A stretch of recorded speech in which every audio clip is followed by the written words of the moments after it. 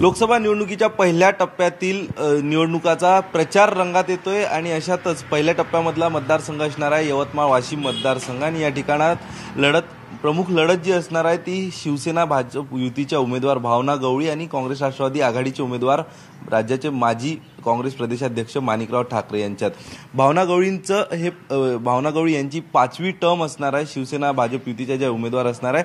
नेमकं 4 टप्प्यात काय झालं आणि एकंदरीत सविस्तर चर्चा करणार आहोत। आपल्यासोबत शिवसेना भारतीय जनता पार्टीच्या उमेदवार भावना गवळी आहेत। ताई, एकंदरीत तुमचा मतदारसंघ आम्ही फिरतोय, मतदारसंघात एक बाब प्रामुख्याने जाणवते, मतदारसंघात अँटी इन्कम्बन्सी फॅक्टर सध्या जाणवतो। यासोबत कुठतरी दिल्लीवारी तुमची करत असताना मतदारसंघाकडे काही भागात दुर्लक्ष झालं असं जाणवून आलं, अशा लोकांच्या प्रतिक्रिया आल्या। आपलं काय उत्तर आहे?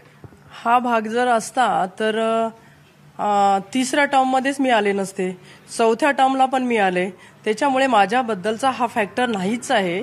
मी जे काही विकासाची कामं केलेत आणि डिलिमिटेशनच्या नंतर हा मतदारसंघ यवतमाळ वाशिम असा 2 लोकसभा मतदारसंघाचा एक मतदारसंघ झाला आणि त्यानंतर हा मोठा 2 जिल्ह्याचा मतदारसंघ, त्याच्यामध्ये मी प्रत्येक ठिकाणी जाण्याचा प्रयत्न मी केलेला आहे। आणि सगळ्यात महत्त्वाचं आहे की खासदारांनी जे काम करायला पाहिजे, जे हायवे आहे, रेल्वे आहे, तर या माझ्या यवतमाळ जिल्ह्यामध्ये गेल्या 40 वर्षापासनं रेल्वेची मागणी होती। ती रेल्वे आज मी सुरू केलेली आहे, तिचं काम मी सुरू केलेलं आहे आणि वर्धा नांदेड यवतमाळ हिचं काम 1.5 वर्षामध्ये येते। मी त्याचं पूर्ण करणार आहे। शकुंतला रेल्वे आहे की जी ब्रिटिशकालीन रेल्वे आहे, तिला पण आपण ब्रॉडगेजमध्ये मंजुराती घेतली आणि म्हणून या जिल्ह्यामध्ये विकासाचे जे केंद्र सरकारची कामं आहेत ती मी खेचून आणलेली आहेत। तुम्ही विकासाची कामं खेचून आणली असं सांगतायत, मात्र आमच्या एका सभेमध्ये एका माहिती अधिकार कार्यकर्त्यांनी रेल्वेची जी मंजुरी आहे ही काँग्रेसची आणि शिवसेनेची नाही तर खासदार विजय दर्डा यांची अशी आरटीआयची माहिती पुढे आली आहे। आपली काय प्रतिउत्तर? आपल्या बघा, 9-10 मध्ये या रेल्वेला मंजुराती मिळाली होती। निश्चितच खासदार दर्डा साहेबांचं त्याच्यामध्ये सहकार्य मिळालेलं आहे, पण त्यानंतर ज्या पद्धतीने त्याचं लँड ॲक्विजिशन करण्याचं काम जे मी केलं ते देवेंद्र फडणवीस साहेब यांनी या सगळ्या प्रोजेक्टवरती विशेष लक्ष दिलं।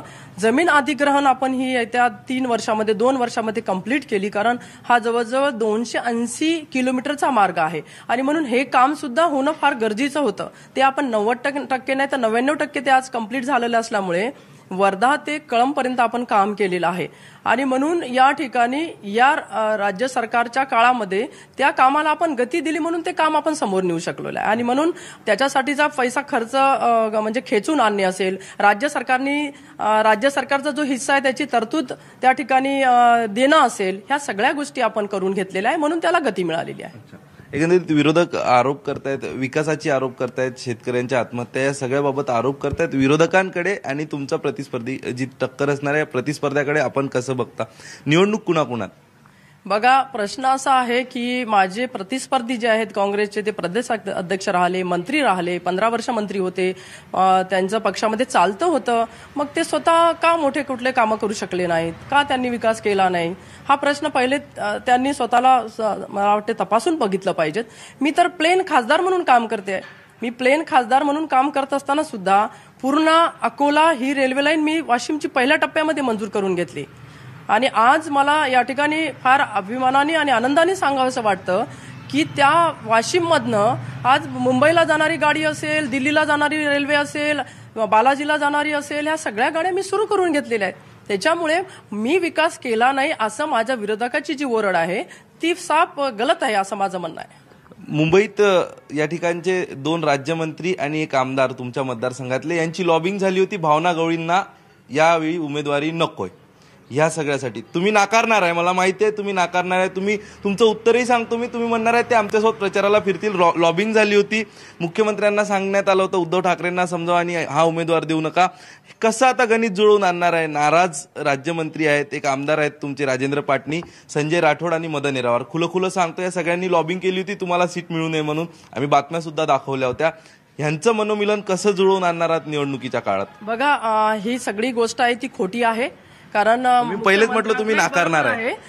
तुमचं म्हणणं जे असेल त्याच्यापेक्षा माझंही म्हणणं महत्वाचं आहे आणि त्यांच्या सगळ्यांच्या खांद्यावरती ही जबाबदारी आमच्या पक्षप्रमुखांनी दिलेली आहे आणि युतीची उमेदवार म्हणून आमच्या सगळ्यांची ही जबाबदारी आहे मला निवडून आणण्याची आणि ते माझ्यासोबत काम करतायत. एखाद्या छोट्या मोठ्या याच्यामध्ये किंतु परंतु असू शकतो, परंतु आज ही जबाबदारी आमची सगळ्यांची आहे, त्यांची आहे, माझी आहे.